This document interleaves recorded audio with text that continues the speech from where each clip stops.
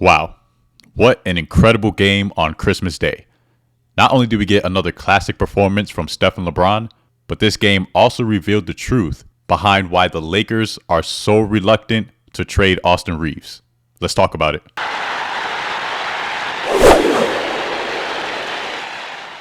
Before we get started, if you could do me a huge favor and drop a like on the video and make sure to subscribe with those notifications turned on so you don't miss out on any future Lakers and other sports content.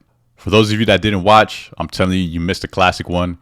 But it was a rough start for the Lakers. We lost Anthony Davis early in the game. I believe it was in the first quarter. He actually sprained his ankle. He went back to the locker room. He got worked on with the trainers. And unfortunately, he just wasn't able to continue.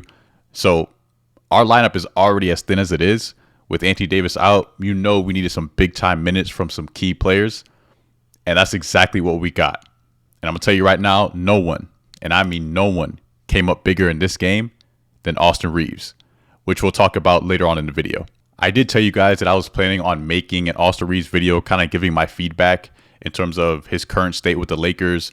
Are the Lakers going to trade him? And also I had a hot take on Austin Reaves that I haven't really heard anyone else talk about.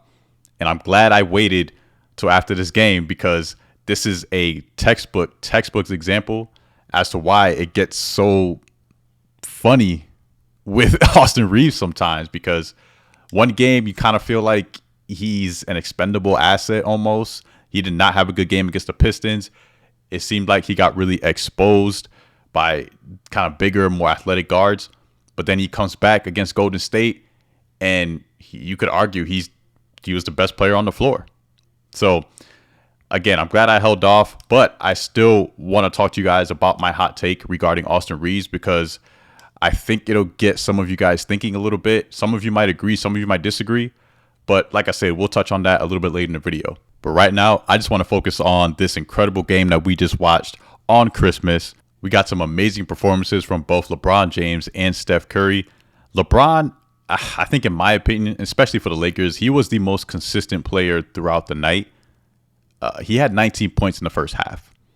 So, I mean, that kind of lets you know the scoring load that he had to take on, especially without Anthony Davis. But obviously, Austin Reaves, he definitely started to pick it up. And the second half and the fourth quarter, mind you, it belonged to him for sure. LeBron James finished with 31 points, 10 assists, 4 rebounds. He shot just over 50% from the field. He shot 50% from three. So overall, great game from LeBron James. Steph Curry, you already know what Steph be on. You know what's so crazy about Steph, bro, is like he's getting up in age too, and it does make you realize that we really have to appreciate these players while they're still going at it. But what's crazy is that he's been kind of struggling a little bit. Like he's been a little up and down. Even this year, if you look at his numbers, he's barely averaging like 20 points this season. But there's something about him and LeBron and the Lakers. It just brings out the best of them, man. Steph Curry finished with 38 points. 6 rebounds. He shot 8 of 15 from three. This man hit 8 3-pointers on us. He shot 14 of 24 from the field. So it was a pretty efficient 38 points. He did everything he could to kind of carry the Warriors past us. But thankfully, we were able to close it out and get the W. So I think this was a really good bounce back win from what we had in Detroit. And hopefully we can continue this momentum going forward. And hopefully Anthony Davis isn't going to be hurt for too long because we're already as thin as it is, man. We need everybody that we can who's available to just be as healthy as possible, especially if Rob Pelinka is going to be stalling us like this, or the front office, I should say, is going to be stalling us like this in the trade market. I mean, we're getting thin. You know, this is more of an indication on what the Lakers need in terms of key pieces. You know what I mean? So, but either way, great win. And it was just really, really good. If you're a basketball fan, this is one of those moments that you just genuinely have to appreciate, man. Steph Curry, he's a generational player, man. The greatest shooter of all time. LeBron James, in my opinion, the greatest basketball player of all time. Just going at it in another classic Christmas battle. You can't beat it, man. You can't beat it. With that being said, the man of the night for sure is Austin Reaves. I mean, for someone to have such a challenging game like he did in Detroit, I really respect the fact that he decided to have a bounce back game, and he just went all out. Again, Austin Reaves, The man finished with 26 points, 10 rebounds, 10 assists. That's right. He almost had a 30-point triple-double. He shot 40% from three. He was a little inefficient from the field overall. He shot 8 for 20, but again, a 26-point triple-double, I'll take it any day of the week for sure. Austin Reaves played like he knew what the stage was. He understood the moment. It was Christmas Day. He's going up against Steph Curry and the Warriors, and he rose to the occasion.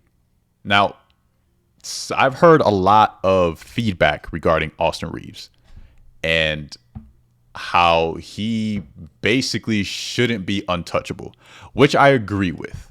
I do. I agree that he shouldn't be untouchable. The only two players that are untouchable on the Lakers are LeBron James and Anthony Davis. That's how it should be. However, I am an advocate for Austin Reaves, and I'm going to explain to you why. Again, I do have, like I said before, I have a hot take on Austin Reaves that kind of made me upset, but we'll get to that a little bit later. Austin Reaves' contract is what makes him so valuable. Again, in my opinion, he shouldn't be untouchable, but you can't just trade Austin Reaves for anyone. Austin Reaves proved tonight exactly why you need to keep him unless you're trading him for just an outstanding, like above and beyond, I would say almost a star guard, you understand, or a star player, I should say. The man just had a 26-point triple-double. He's capable of this type of gameplay. And this year, he's only making, what, $12.5 million?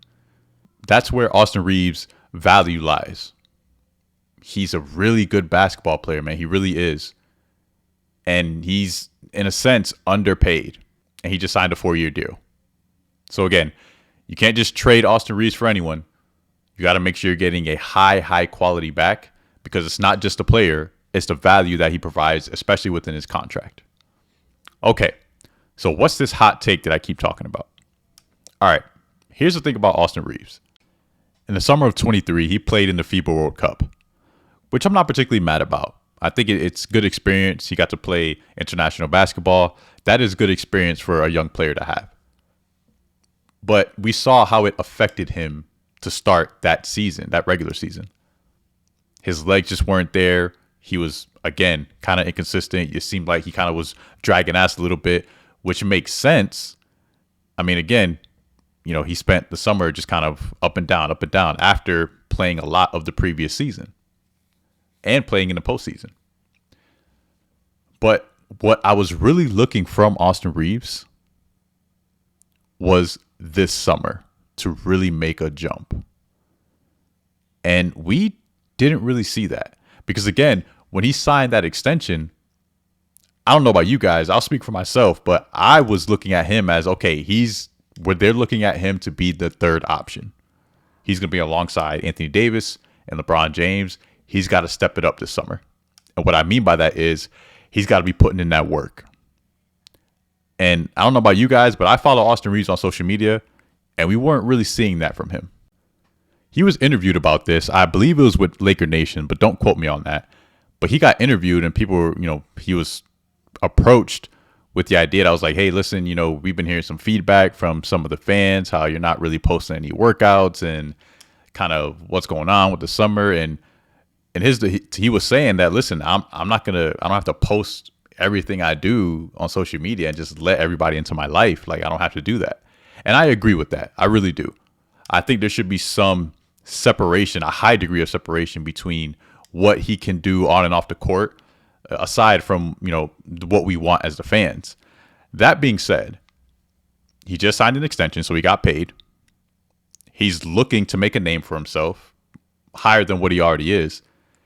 There is a certain responsibility that you have to connect with the fans, not just to boost your own brand, but to help with the league and the NBA. That's what it means to be a professional, especially if you're kind of flirting with that star potential. You know what I'm saying? But yet we didn't really see that from him. And you know what I kept thinking about? I kept thinking about someone like Tyler Herro. Tyler Herro is putting in that work this offseason. He put on some size. You know, he was working on his conditioning, his ball handling. He was working on getting some strength. And you saw it in his play. He's having a really good year this year. Are the circumstances a little bit different? Yes, of course. Tyler Herro is not playing alongside LeBron James or Anthony Davis, but he's still getting his work in. He's getting about 15 shots up a game, and he's averaging 24 points on a higher field goal percentage than Austin Reaves is, by the way. I believe he's averaging nearly 48% from the field. And he's got, I believe, 6 rebounds, almost 6 assists. Now, what's the difference between Tyler Herro and Austin Reaves? They're both 6'5". They're both kind of in that 195, 200 range in terms of weight size. But I think Tyler Herro really had it in his mind to make that jump this summer. And I don't know if Austin Reaves did. Again, you don't just not post workouts. You know what I'm saying? He had no problem posting all those golfing videos. I'll tell you that. And again, I'm not hating on Austin Reaves. It's his life. He does what he does. But if you don't want to let people in your personal life, don't let people in your personal life. Every other day, he's posted to his story, golf, golf, golf, golf, going on a trip to China, for his sponsorships or his shoe deal, golf, golf. And it's like, okay, well, you doing a lot of golfing, my boy. Like, what, you putting in this work this summer or what? I was really looking forward to Austin Reaves just hitting the gym, adding some strength, some size, maybe some explosiveness, getting those reps in, becoming a stronger ball handler, working on that three. That's where players see their biggest growth. It's in the off season. You guys know that, especially if you hoop before, if you play any type of sports. The most progress you're going to gain when it comes to making a leap in your game is in the off season. And we didn't really see that from Austin Reaves, man.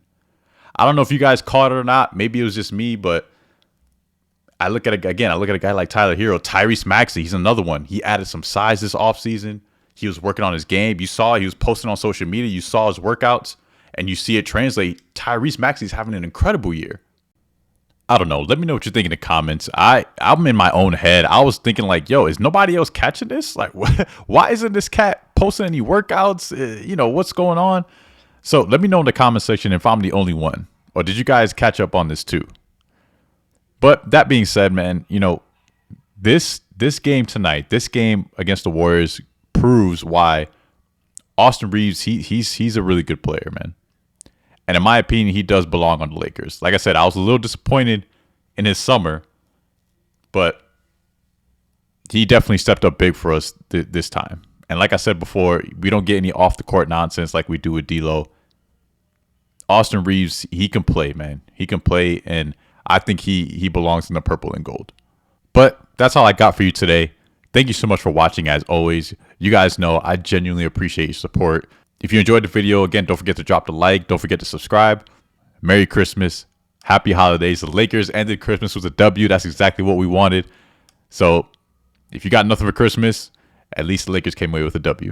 Thank you so much for watching, guys. I appreciate it. I'll catch you on the next one.